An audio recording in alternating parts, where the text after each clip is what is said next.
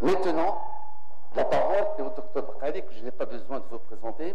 Il est ici, puisque vous le connaissez tous, grand homme du terrain et fin connaisseur d'un modèle de gestion des cancers, qui va nous parler de la gestion des cancers dans le monde. Bonjour tout le monde, mesdames, messieurs, merci Mohsin de m'avoir invité à essayer de vous parler de la gouvernance de modèles et de vous montrer aussi quelques modèles de gouvernance de la lutte contre le cancer dans le monde. C'est pas facile de parler de la gouvernance, tout simplement parce que la gouvernance chez nous, elle est encore en phase de préparation. Et donc, la première des choses, c'est que il faut savoir où est-ce qu'on place la gouvernance ou la gestion. Et pour qu'on sache où est-ce qu'elle est placée, il faut d'abord qu'on connaisse c'est quoi un système de santé. Et pourquoi un système de santé et comment un système de santé, à partir de là, la gouvernance. Donc, comme vous le savez, dans tous les pays, il y a un système de santé. Et si on parle de système, c'est une approche globale. Et la santé, c'est un état de bien-être physique et moral, comme le dit l'OMS. Et donc, on s'adresse à un citoyen. On ne s'adresse pas à des malades, on s'adresse à un citoyen. Et donc, la santé, c'est d'abord de faire la promotion de la santé, d'un côté, mais aussi de permettre, quand il y a un problème de santé, d'avoir accès aux soins. Et donc, si on ne met pas le citoyen au centre de nos activités, on ne peut pas réfléchir à ce qu'il y ait une bonne gouvernance d'un système de santé. Et donc, le système est basé et centré sur le citoyen.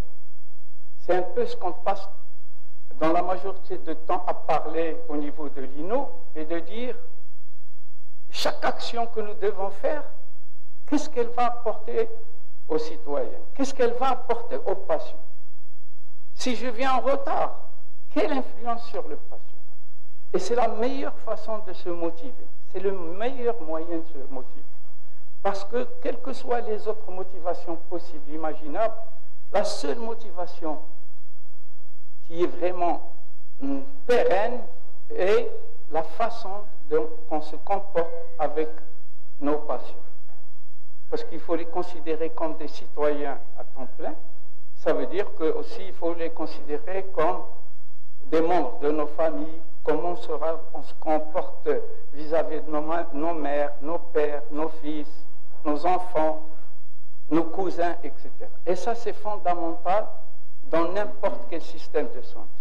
Et à partir de là, réfléchir à la gouvernance et quel modèle de gouvernance on peut faire. Donc, je vais vous montrer un peu, tout d'abord, donc, le cadre conceptuel du système de santé au Maroc.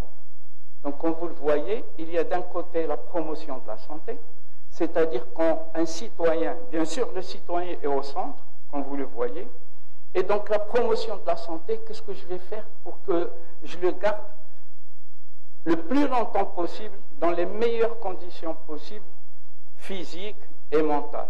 Et donc, c'est à partir de là qu'il y a tous des programmes de promotion, d'éducation, donc de vaccination, etc. Et d'un autre côté, c'est de lui permettre à avoir accès à des soins. Et pour qu'on puisse avoir accès à des soins, il faut bien sûr qu'il y ait des moyens de financement, bien sûr qu'il faut qu'il y ait de ressources humaines, bien sûr qu'il faut qu'il y ait des partenaires sociaux, bien sûr qu'il faut qu'il y ait de la législation, de la réglementation, et donc tout ce système doit être gouverné.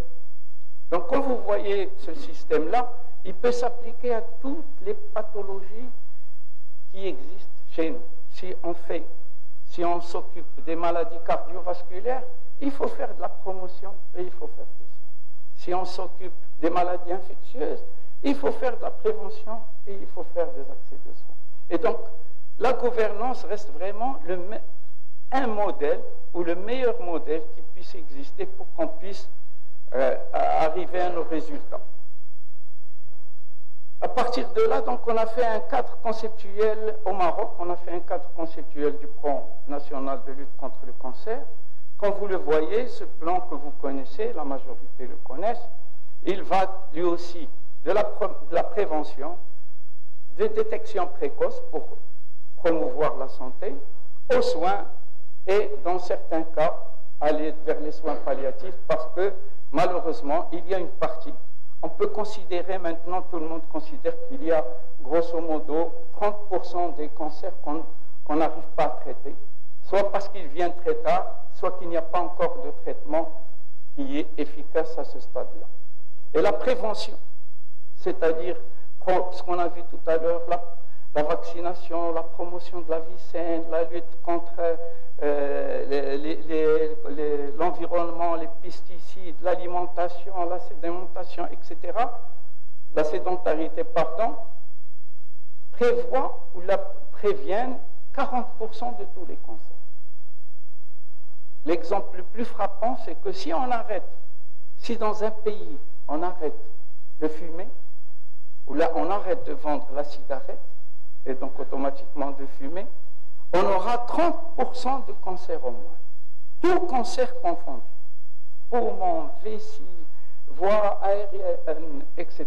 30% de tous les cancers. Il suffit qu'on arrête de fumer.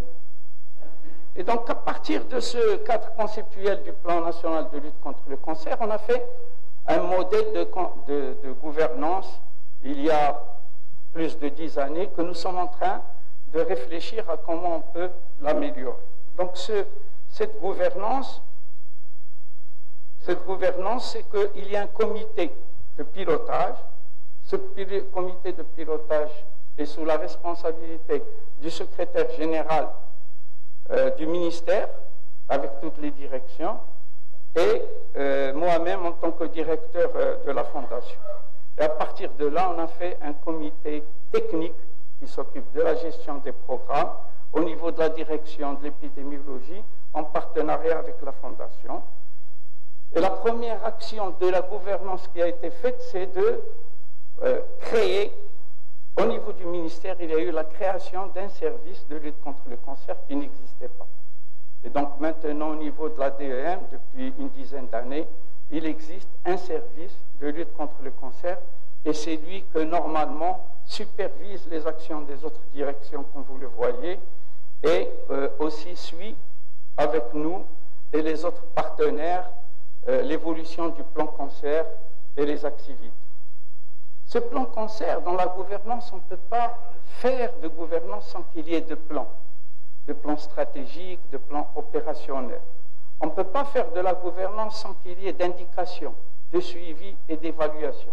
Et donc, il y a tout un comité qui évalue régulièrement tout le programme. Et à partir de là, par exemple, on avait décidé à ce qu'il y ait un centre d'oncologie par région. Est-ce qu'on est arrivé ou pas? Alhamdoulilah, on est presque arrivé, mais malheureusement, pas malheureusement, comme il y a eu une création de nouvelles régions, maintenant Rachidia, et donc il y a le plan de création d'un centre d'oncologie Rachidia. Comment ce centre d'oncologie doit être fait? Donc il y a l'oncologie médicale, mais aussi il y a la radiothérapie, la création de services d'hémato, etc., etc. C'est dans le plan. On ne peut pas faire d'autres activités que dans le plan. Et c'est ça la gouvernance qui nous permet de nous améliorer progressivement, petit à petit, jusqu'à ce qu'on puisse arriver à des indicateurs qui soient au niveau international. La lutte contre le cancer, comme vous le savez, ce n'est pas une affaire uniquement du gouvernement ou uniquement du ministère de la Santé ou de fondations ou d'associations ou de CHU. La lutte contre le cancer, c'est une affaire qui touche tout le monde. Et donc il faut absolument mobiliser la société, mobiliser tous les autres départements. Il faut aussi qu'il y ait une mobilisation au niveau international. Il ne faut pas qu'on essaie de créer la roue. Il y a beaucoup de protocoles au niveau international qu'il faut profiter d'expériences des autres pays. Quand on parle de profiter d'expériences des autres pays, ça ne veut pas dire des pays développés. Mais il y a des expériences dans d'autres pays qui sont au même niveau que nous et qui ont eu des expériences extraordinaires. Et donc, il faut vraiment connaître ou essayer au moins de connaître. On voulait vous présenter un film que nous avons reçu de l'ambassade de Cuba, mais malheureusement, ce film n'est pas passé pour voir un peu le modèle cubain, comment il est organisé. Et comme vous le savez, que Cuba est très développé en biotechnologie, je crois que Tani connaît très bien ça, et qu'ils sont en train de faire des essais qui sont très avancés au niveau des essais cliniques en ce qui concerne les vaccins, en particulier des vaccins thérapeutiques contre les cancers du poumon à petites cellules, et aussi d'autres de l'immunothérapie. Ils sont relativement à stade, je crois maintenant 3 des essais cliniques au niveau de Cuba.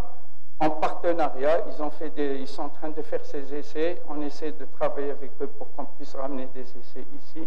Ils travaillent en Angleterre, au Japon, je crois, en Indonésie. Et donc, c'est des choses qui évoluent de façon très rapide. Et j'espère que dans quelques années, nous aurons vraiment des nouvelles thérapies en concernant la lutte contre le cancer. Mais en attendant, il faut arrêter de fumer, il faut faire du sport, il faut bien s'alimenter. Ça, c'est le plus important que le vaccin. Je vais vous parler de quelques modèles de gouvernance à l'international, de gouvernance pour la lutte contre le cancer. Donc en France, vous avez en France, quand Chirac s'est présenté, tout le monde connaît Chirac, quand Chirac s'est présenté pour être président de la France, parmi les engagements dans lesquels il s'était engagé, c'était la lutte contre le cancer. Il a dit, le jour où je deviendrai président, je m'occupe, j'ai un programme et je vais créer un institut national de cancer. Et effectivement, c'est ce qu'il a fait. Il a créé l'INCa, qui est un institut national de cancer, et qui, cet institut s'occupe pratiquement de la gestion en partenariat avec le ministère de la Santé. C'est une agence pratiquement autonome. Ce n'est pas une agence, mais c'est un organisme autonome en ce qui concerne sa gestion et qui travaille avec le ministère et qui est financé.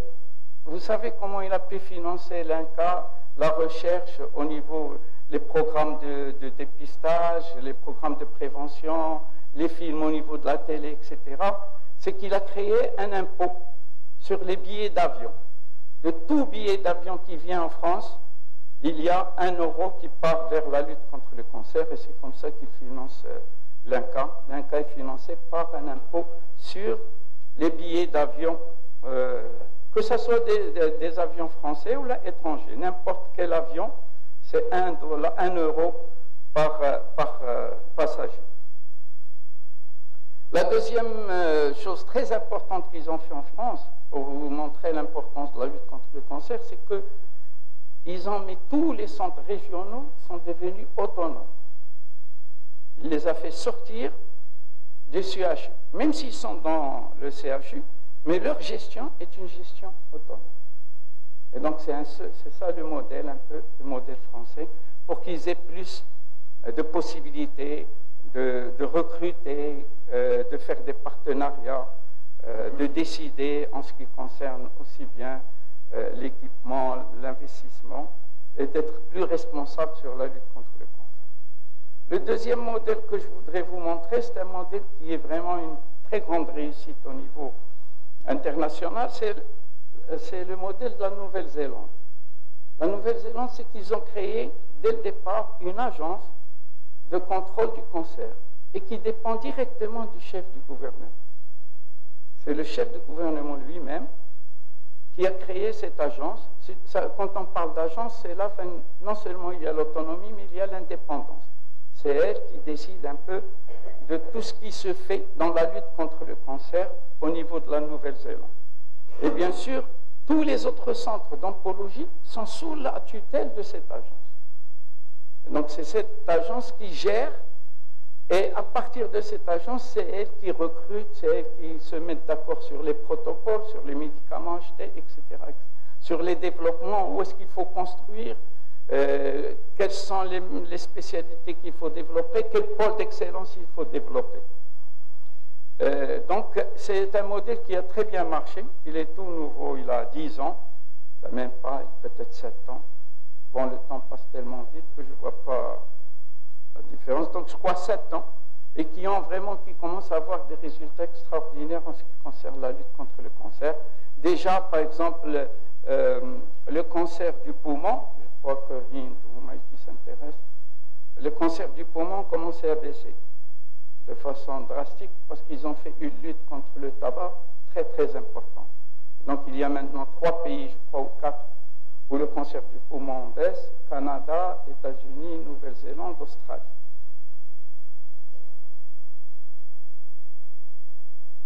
L'Argentine, aussi, ils ont fait un modèle.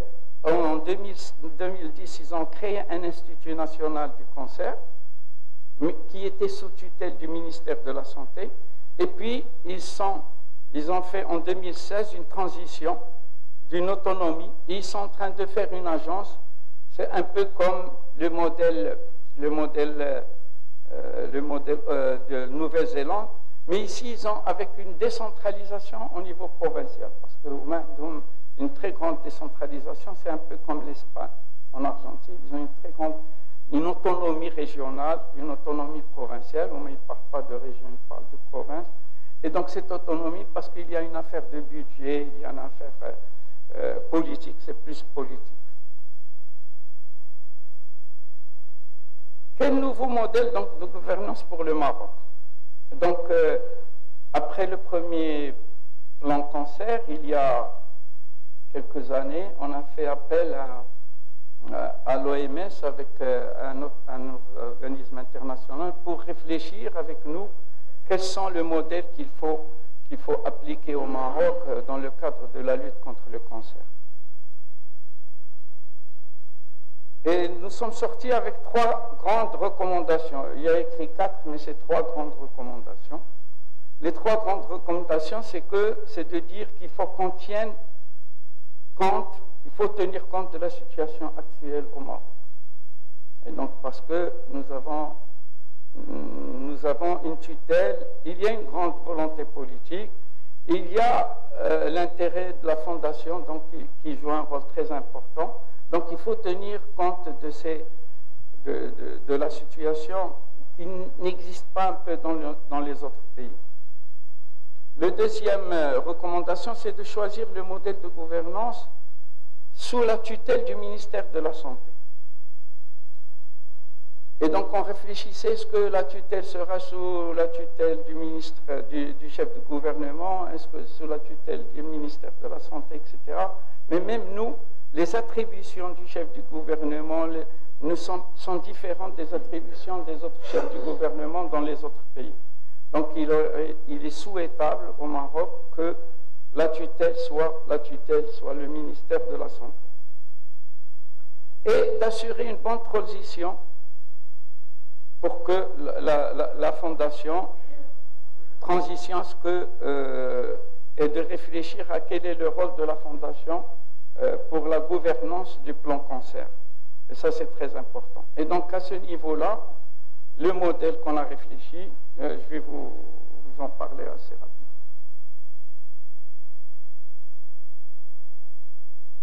Donc, il y a 3 modèles qui ont été présentés aux chefs de gouvernement, etc., je crois il y a 3 ou 4 ans. C'est la désignation d'un délégué interministériel qui va, lui, se charger un peu de tout et qui dépend du chef du gouvernement éventuellement. C'est de créer une agence sous tutelle du ministère de la Santé, ça c'est le deuxième modèle. Ou bien c'est de désigner une direction d'administration centrale au niveau de la santé qui sera chargée de la mise en œuvre du plan cancer. Donc les 3 propositions qui ont été les 3 modèles envisageables par la gouvernance. Donc le choix maintenant, il n'y avait pas de choix déterminé, mais il y avait un accord de principe. Sur l'accord de principe, c'est de rester sous la tutelle du ministère de la Santé. C'est l'autonomie de l'Institut national d'oncologie qui va chapeauter tous les autres centres d'oncologie. Et c'est aller progressivement vers la création d'une agence. Maintenant, il y a eu des tas de changements, de Covid, etc. Et j'espère que, je ne sais pas où est-ce qu'ils sont arrivés depuis quelque temps, mais je pense qu'on va aller vers quelque chose, vers plus d'autonomie, parce que ce changement rentre dans le changement global au ministère de la Santé de créer des agences de santé régionales avec une autonomie importante. Donc voilà ce que je voulais. J'ai essayé de simplifier au maximum pour qu'on essaie de comprendre. Et merci beaucoup de votre participation. Merci de mon attention.